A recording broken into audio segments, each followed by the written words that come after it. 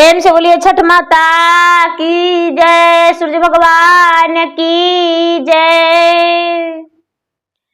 तो भैया दीदी, मैं एक छठ व्रत की कथा सुनाने जा रही हूँ। जो कार्तिक मास में छठ करते हैं तो माता छठी का कथा सुनाने जा रही हूँ। जो पूरी मास छठ माता की गीत और कथा सुनी जाती है। जो भी व्रत करते हैं पूरी मास कथा को सुनते हैं। तो इस कथा को पूरा सुनिए और रहस्य जानिए। आदि नहीं, आदि सुनने में छठ माता का अपमान होती है, सूर्य भगवान का अपमान होती है, और पूरा सुनने में छठ माता दया करते हैं, कृपा करते हैं, सुहाग की लंबी आयु देते हैं, पुत्र की प्राप्ति होती है, हर मन्नतें पूरी होती है। तो प्रेम से बोली छठ माता की जय। दीदी, एक गांव में एक बुढ़िया थी और बुढ़िया का एक बेटा था। बुढ़िया जो थी बड़ी गरीब थी, बड़े निर्धन थी। उसका एक ही बेटा था और बुढ़िया जो थी पूरे साल काम करती थी और एक एक पैसा करके जमा करती थी छठ माता के नाम से। जिस दिन उसके पास ज्यादा आमदनी होता था उस दिन ज्यादा पैसा रखती थी। बुढ़िया जो थी क्या करती थी, बाग में जाती थी और बाग में जाकर फूल तोड़कर और बाजार में ले जाकर बेचती थी और उसी से वो अपना परवरिश करती थी। बेचे हुए रुपये कुछ रुपये जमा करती थी। धीरे धीरे जब एक साल होता था तो उसके पास अच्छा खासा पैसा हो जाता था और कार्तिक मास आने पर शुक्ल पक्ष तृतीया के दिन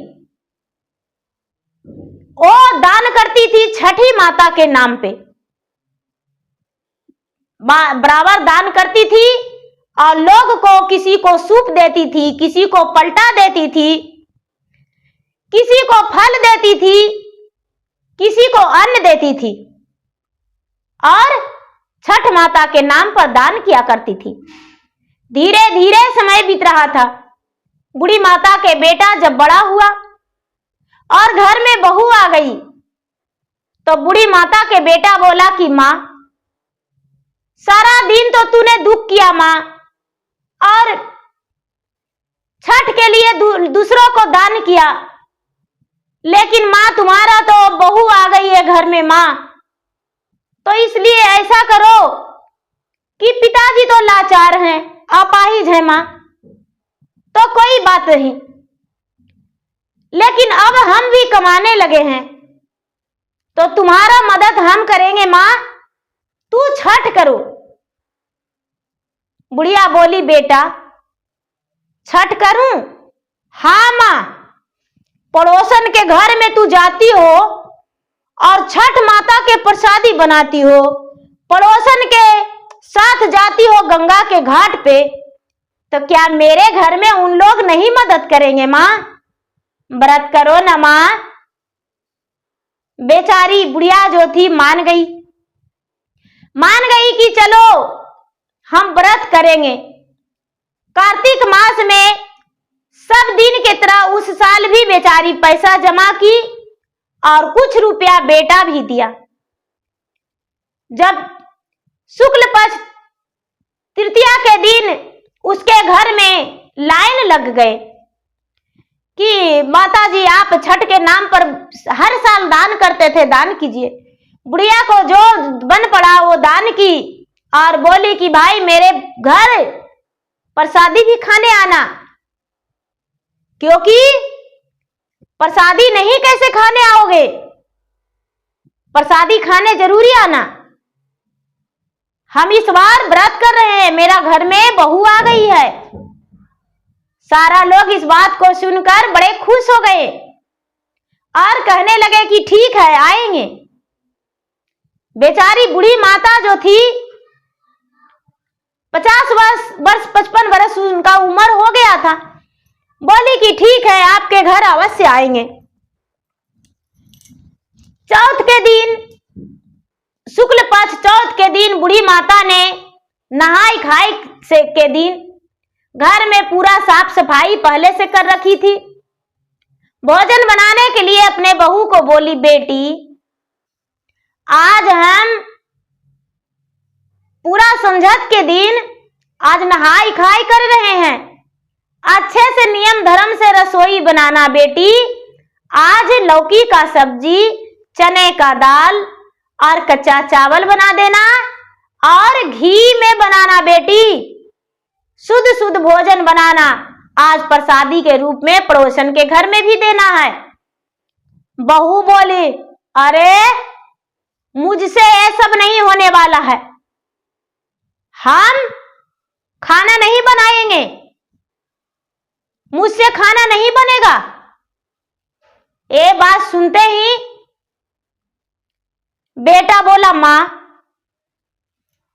चुप रहो, हम खाना बना देंगे मां, चिंता मत करो, हम बनाएंगे मां। बेटा जो था दीदी, बेटा अपने मां के लिए खाना बनाया और पड़ोसन में सबको प्रसादी के रूप में थोड़ी थोड़ी नहाई खाई के दिन प्रसादी दे दिया। लौकी का सब्जी जो चने का दाल डाल के बनता है दीदी, कार्तिक मास में उसी का नियम होता है जो व्रत करते हैं। और चावल जो बना था सबके घर में दे दिए।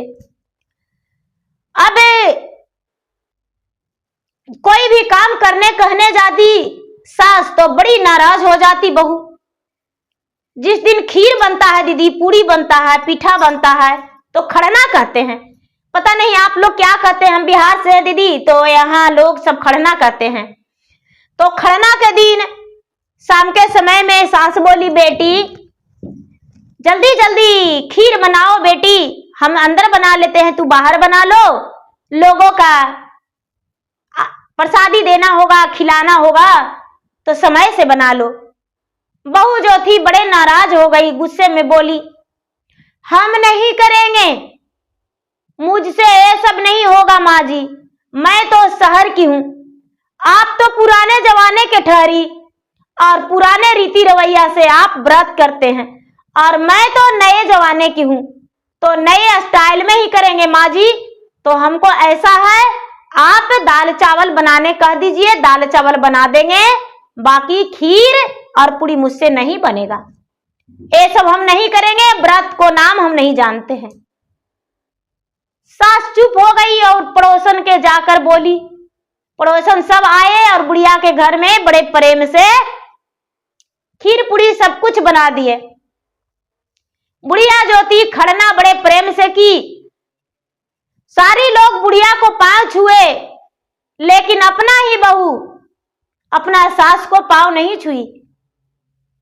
कितना हो सास कोशिश की, लेकिन वो नहीं सिंदूर लगवाई और नहीं तो पांव छुई। सारा लोग कहने लगे कि अरे आप क्या छठ माता से बड़ा हैं, आपके माता कितनी अच्छी हैं, आपकी जो सास है कितने अच्छे हैं, और आप अपने सास से सिंदूर नहीं लगवा रहे हैं, उनके पांव नहीं छुए, आशीर्वाद नहीं लिए। लेकिन बहू नहीं मानी। दीदी जब बहू नहीं मानी कोई बात नहीं, जब पहला अर्घ जो डाला छठ होता है दीदी, शाम का समय में अर्घ पड़ता है, तो सास बोली कि देखो बेटा ऐसा है कि आज के दिन जरा सवेरे तैयार हो जाना बेटा, नदी दूर पड़ता है तो नदी जाने में देर लगता है, तो खाली पांव चलना होगा, मुझे सूप कौन देगा। बहू बोली कि अच्छा नदी जाना होगा माँ जी, हाँ चलेंगे, आवाज से चलेंगे माँ जी, चिंता मत कीजिए, हम चलेंगे, हम जल्दी से तैयार हो जाएंगे। बहू जो थी मन में सोची कि अरे गंगा के घाट पर, नदी के अरार पर चाट पकोड़ा सब कुछ बिक रहा होगा, गुपचुप छोला सब बिक रहा होगा, जाएंगे और आराम से चाट पकोड़ा गुपचुप छोला सब खाएंगे। आएगा खाने में। पूरा अच्छा से पेन ओढ़ ली दीदी, ऊंचे सैंडल पहन ली और पहन के जाने लगी। सारा लोग कहने लगे कि अरे आपका बहू तो ऊंचे सैंडल पहन के जा रही है, सारे लोग खाली पांव। बुढ़िया बोली बेटी चप्पल खोल के चलो। नहीं माँ जी मैं तो नए जमाने की हूं, चप्पल खोल के भला कैसे जा सकते हैं। नहीं माँ जी हम चप्पल पहन कर जाएंगे। बेचारी अपने बहू को कुछ नहीं बोली। जब अर्घ देने के जगह पे चल गई गंगा के घाट पे दीदी, तो वहां बूढ़ी माता स्नान करने लगी और बहू जो थी कहां चली गई। जिधर चाट पकोड़ा छोला गुपचुप बिक रहा था उधर चल गई और जाकर चाट गुपचुप खाने लगी और मेला घूमने लगी। जो सास थी, सास बेचारी स्नान करके और चुपचाप जल में खड़ी है कि मुझे सिंदूर लाकर दे दो, मेरा आंचल पे फूल अक्षत लाकर दे दो। बेटा बहू अपने पत्नी को ढूंढने लगा लेकिन पत्नी मिली ही नहीं। अब बेटा सोचता है कि मां का सिंदूर कौन लगाएगा। उनके साथ पड़ोसन थे दीदी, तो पड़ोसन उनके आंचल पे फूल अक्षत, उनके मांग में सिंदूर सब लगा दिए, अपन सब कुछ दे दिए। बेटा ले जाकर सूप अपने माता को हाथ पे दे दिया, दूध ढार दिया। सास ने भगवान को ध्यान लगाई कि हे माता, हे छठ माता, आप मेरे बहू को ऐसा सुबुद्धि दिए हैं, मैं अपने बहू को कैसे संभालूं। एक तो मैं अकेलापन में के लिए व्रत नहीं कर रहे थे, लेकिन मेरा बहू आई तो मेरा सहयोग नहीं की, इसके लिए क्षमा कर दीजिए। क्योंकि मेरा बहू जो है नादान है, भगवान से क्षमा मांग रही है। लेकिन बहू ने क्या किया था दीदी, सास यहाँ व्रत में थी और वहां पर सब कुछ खा ली थी। जब यहाँ सास धूप देकर और जाने की तैयारी की, बुढ़िया के बेटा दौरा ढकी बांध के और अपना पत्नी को खोजने चला कि कहां गई है। तो खोजते खोजते वो मेले में घूम रही थी और हाथ पे एक ठोंगा लेकर और गुपचुप खा रही थी। बेटा ने देखकर हाय काट कर दिया, हाय रे। बुढ़िया के बेटा देखकर दांत उंगली काट रहा है, क्या कैसा मेरा पत्नी है, मेरा मां व्रत में है, छठ की है और मेरा पत्नी क्या कर रही है। हे भगवान, चलो कोई बात नहीं। अपना पत्नी से बोला घर चलो। जब घर आया, घर आने के लिए तैयारी किया, सारे लोग चल रहे हैं, वो भी चली। आते आते सास को बहुत बात सुनाई, अरे आपके चलते मुझे आना पड़ रहा, मेरा पांव दुख रहा है, हम जाकर तुरंत सो जाएंगे, मेरा पांव कौन दबाएगा। यदि पांव नहीं दबाओगी तो कल के दिन हम गंगा के घाट पर नहीं आएंगे। सास जो थी व्रत में थी, कुछ नहीं बोली, घर गई, बहू सो गई। और बुढ़िया का बेटा, पति अपाहिज थे दीदी, सोए हुए थे बिस्तर पे। बुढ़िया जो थी क्या करती है, शाम का समय में थोड़ी सी चावल बना दी, बेटा और बहू को, अपने पति को खाना खाने को बोली, खा लो। बहू चिल्लाने लगी कि अरे मेरा पांव कौन दबाएगा, तू तो व्रत में है पर मैं इतना थका हूं। बेचारी जाकर अपने बहू को पांव भी दबाई। भगवान का बहुत बड़ा दुख लगा, अपमान हुआ भगवान का, और भगवान इतना बड़ा अपमान सह नहीं पाए। सवेरा हुआ तो सारे लोग अर्घ देने गए। बुढ़िया के बेटा भोजन बनाया थोड़ा मोड़ा और उसके बाद मां के साथ चला गया अर्घ देने।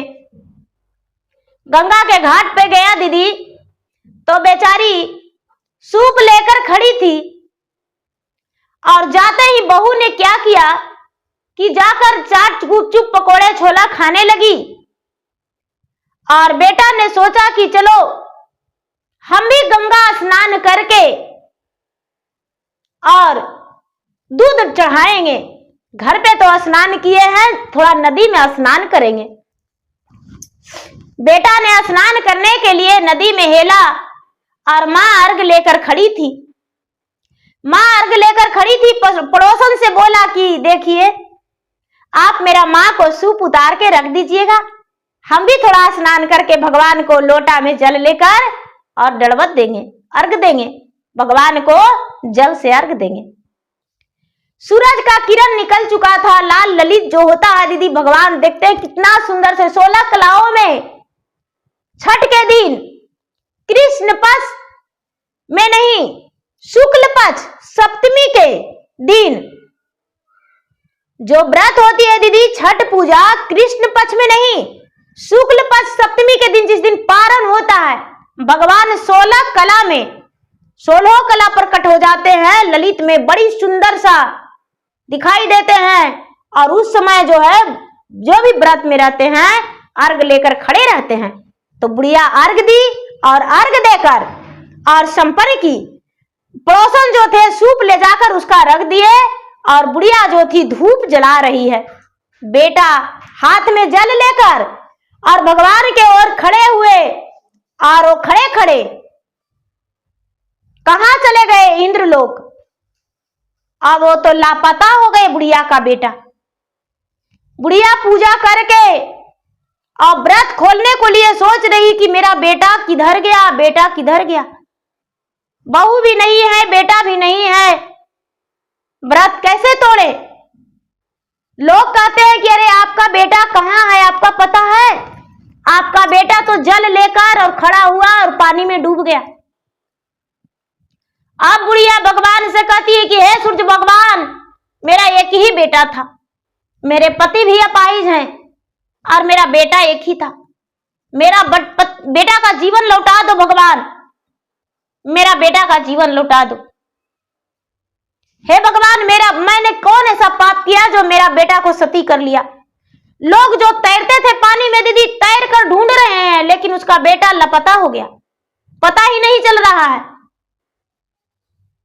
सागर फट गया या गंगा में डूबी लगा लिया, कहां चला गया कोई पता नहीं। मगरमच्छ खा गया, कोई पानी वाला जीव खा गया, कोई पता नहीं।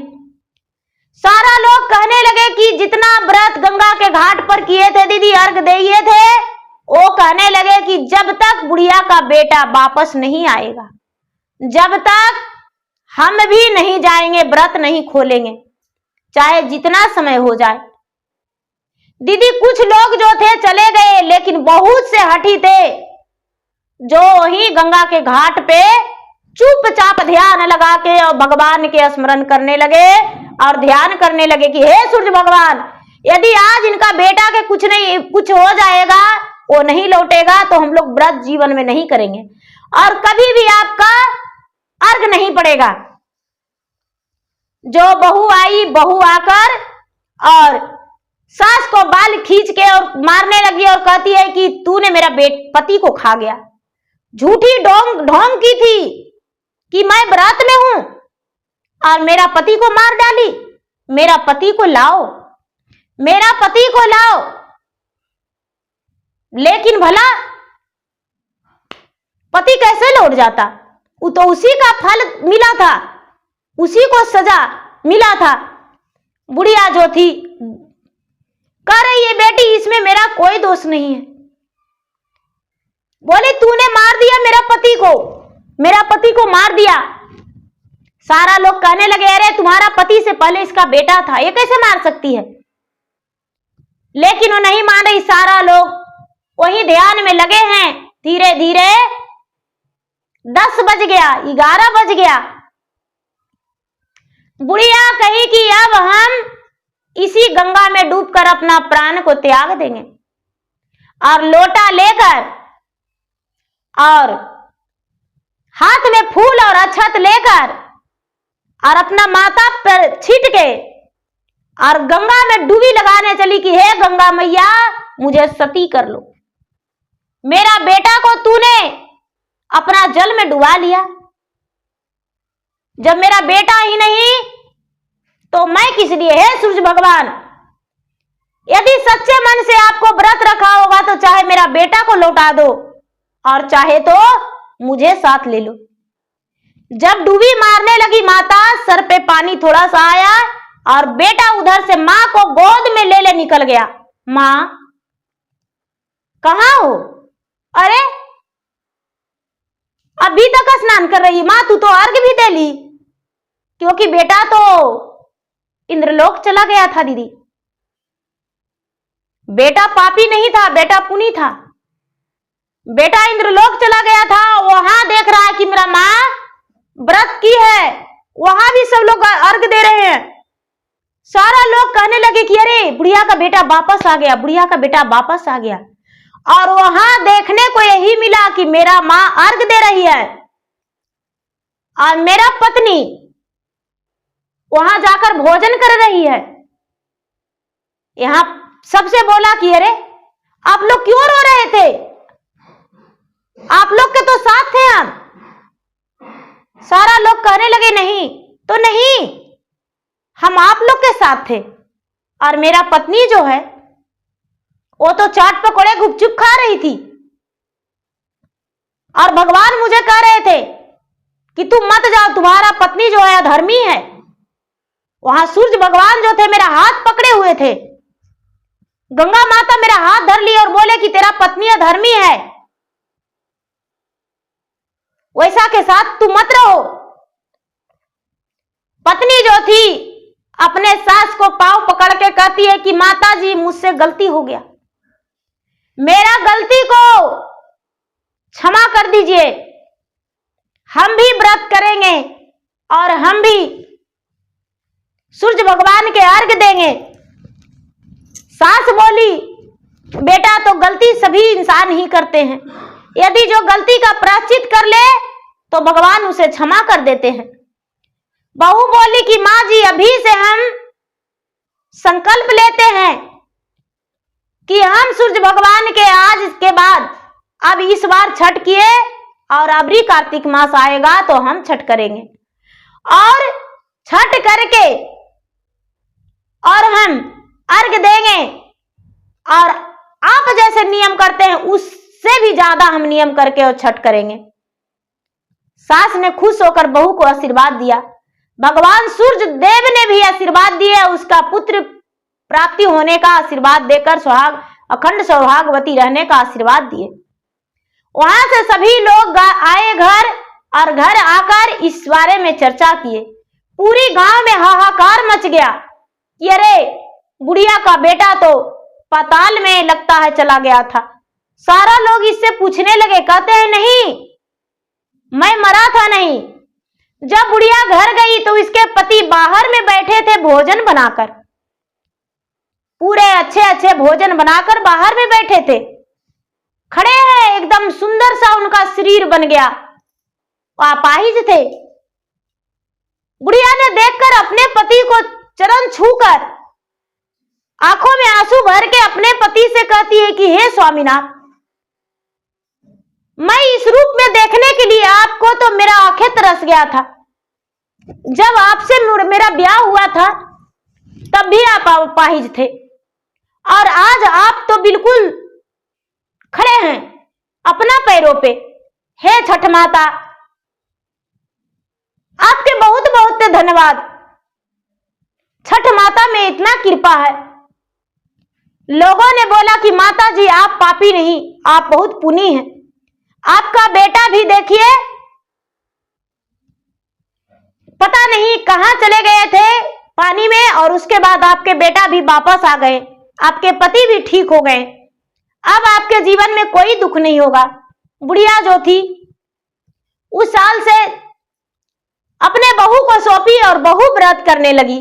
बुढ़िया सारी काम करके देती थी और बहू व्रत करती थी। बेटा भी व्रत करने लगे, बहू और बेटा दोनों व्रत करते थे और पड़ोसन उनका मदद करते थे। तो देखिए दीदी, जो छठ होती है, छठ में यदि आप करते हैं तो ठीक है, लेकिन यदि नहीं करते हैं तो किसी के यहाँ भी जाके आप मदद कीजिए। और छठ का प्रसादी का कभी अपमान नहीं करना चाहिए। छठ का प्रसादी यदि वो बांटने में व्यस्त है और आपको नहीं मिला है तो आप मांग कर थोड़ी सी खा लीजिए, क्योंकि छठ का प्रसादी जो है वो जरूरी खाना चाहिए।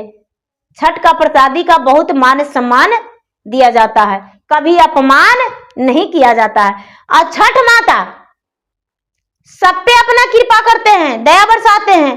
जिसको धन नहीं है उसे धन देते हैं, जिसका कोई प्रकार का दुख हो तो उसका दुख को निवारण करते हैं। अंधे को आग देते हैं, कोइया को कया देते हैं, निर्धन को धन देते हैं, बांझिन का पुत्र देते हैं, कन्या को जोड़ी देते हैं और बालक को विद्या देते हैं। सबको सब कुछ देते हैं और जीवन में हर प्रकार की खुशी देते हैं। तो गुरु भाई बहना, मेरा वीडियो अच्छा लगे तो मेरा वीडियो को लाइक करें और यदि चैनल पर नए हैं तो चैनल का सब्सक्राइब करें, बेल आइकन घंटी को दबा के रिफ्रेश करें, जिसमें मेरा वीडियो का नोटिफिकेशन सबसे पहले आपके पास जाए और आप मेरा वीडियो को सुन सके, देख सके। और कमेंट बॉक्स में जय छठी माता जरूर लिखें, जिससे आपको घर में अन्न धन भरा रहे और आपके नाम से मैं भगवान के सामने हाजिरी लगा दूं और आपके लिए दया मांगू। तो प्रेम से बोले छठ माता की जय।